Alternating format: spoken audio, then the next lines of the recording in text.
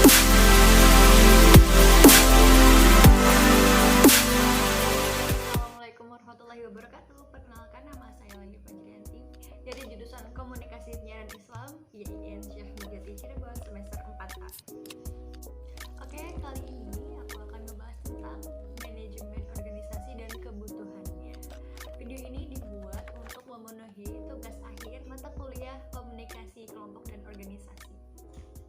Oke, sebenarnya apa sih itu manajemen organisasi?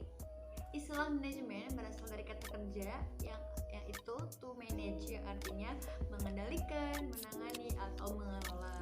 Nah, manajemen ini ada di dalam setiap kehidupan manusia di mana terbentuk sebuah kerjasama atau terbentuk organisasi. Oke, di sini manajemen itu sebagai ilmu dan sebagai seni. Kapan manajemen sebagai ilmu dan kapan manajemen sebagai seni? Nah, manajemen sebagai ilmu ketika manajemen memenuhi kriteria dan metode keilmuan yang menekankan kepada konsep-konsep, teori, prinsip, dan teknik pengelolaan. Sedangkan manajemen sebagai seni yakni ketika kemampuan pengelolaan sesuatu itu merupakan seni penciptaan atau kreativitas.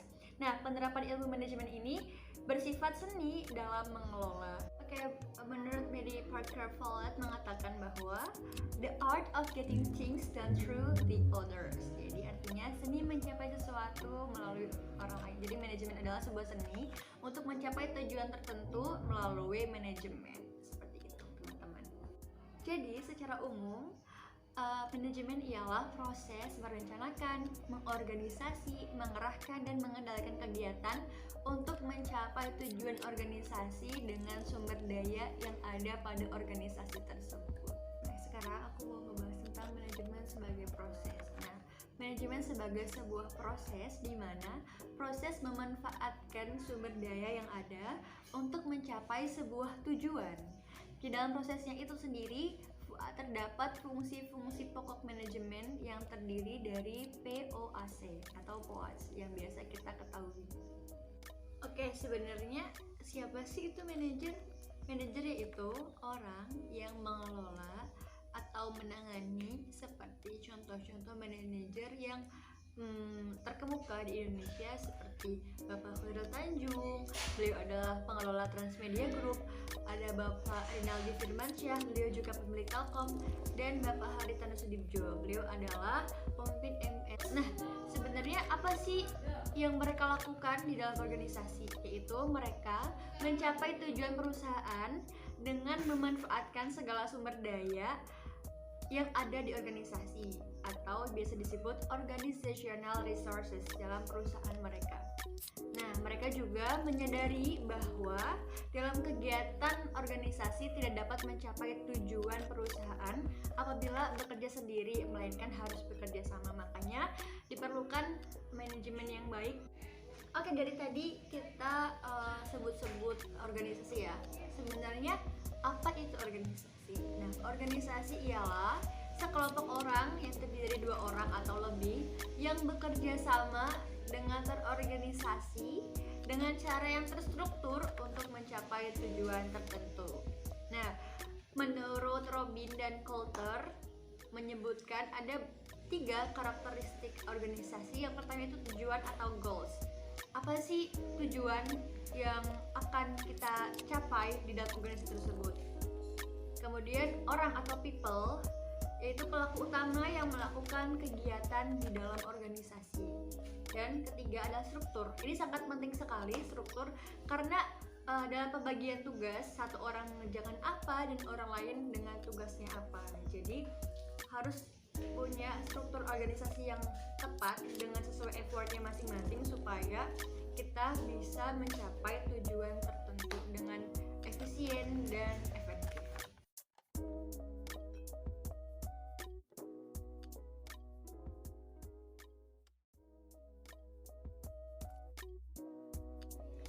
Sebenarnya apa sih perbedaan antara efisien dan efektif? Nah, kalau efektif yaitu kita bisa menyebutkan bahwa efektif ialah doing the right things, yaitu mengerjakan sesuatu dengan baik.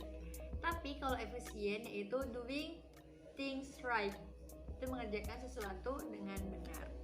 Maka dari itu, Efisien berkaitan dengan sarana untuk sesuatu, untuk menyelesaikan sesuatu, tapi kalau efektivitas berkaitan dengan tujuan atau pencapaian di organisasi tersebut. Oke, gitu ya teman-teman. Oke, tadi kan kita udah bahas nih yang fungsi pokok organisasi. Oke, kita bakal jabarin fungsi pokok organisasi yang terkait dalam POAC atau POAC, yaitu perencanaan, planning, perorganisasian atau organizing, pengendalian, controlling, dan pengarahan actuating. Oke, mulai planning nih. Planningnya itu kegiatan yang menentukan berbagai tujuan dan tindakan-tindakan selanjutnya. Jadi planning itu harusnya ada di awal sebelum kita menentukan sesuatu, sebelum kita melakukan sesuatu harus di planning terlebih dahulu, direncanakan terlebih dahulu supaya tidak terjadi hal-hal yang tidak diinginkan berikutnya. Kemudian ada pengorganisasian, yaitu kegiatan membagi pekerjaan di antara anggota kelompok dan membuat ketentuan dalam hubungan-hubungan yang diperlukan. Kemudian yang ketiga ada pengarahan, yaitu kegiatan menggerakkan anggota-anggota kelompok untuk melaksanakan pekerjaan sesuai dengan tugasnya masing-masing. Kemudian ada yang terakhir controlling atau pengawasan, yaitu kegiatan untuk menyesuaikan antara pelaksanaan dan rencana-rencana yang telah ditentukan. Oke, bisa dipahami. Kemudian ada nih sumber daya organisasi. Sumber daya organisasi itu terbagi menjadi dua, yaitu sumber daya manusia dan sumber daya fisik atau non manusia. Sumber daya manusia berupa keahlian, pengalaman, dan pelatihan. Jadi terkait dengan kapasitas orang yang ada di organisasi tersebut. Dan sumber daya fisik yaitu teknologi, gudang, dan peralatan. Seperti itu. Oke, ini sesi terakhir itu pentingnya mempelajari manajemen. Pentingnya mempelajari manajemen yaitu kita bisa berinteraksi dengan manusia atau organisasi setiap hari.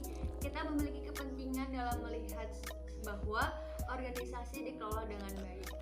Yang kedua adalah meniti karir, terutama bagi kita yang masih mahasiswa kan. Nah, seseorang akan berada di posisi yang mengelola dan dikelola. Jadi dapat memperoleh wawasan dengan perilaku atasan dan rekan kerja serta bagaimana organisasi menjalankan fungsi-fungsinya. Kemudian yang terakhir yaitu sebuah perusahaan dapat memanfaatkan seluruh sumber daya organisasinya untuk mencapai tujuan yang telah ditetapkan. Makanya penting sekali kita mempelajari manajemen supaya kita bisa mencapai sebuah tujuan dengan baik, dengan tertata dengan rapi, dan juga tidak banyak menghabiskan banyak waktu yang tidak perlu.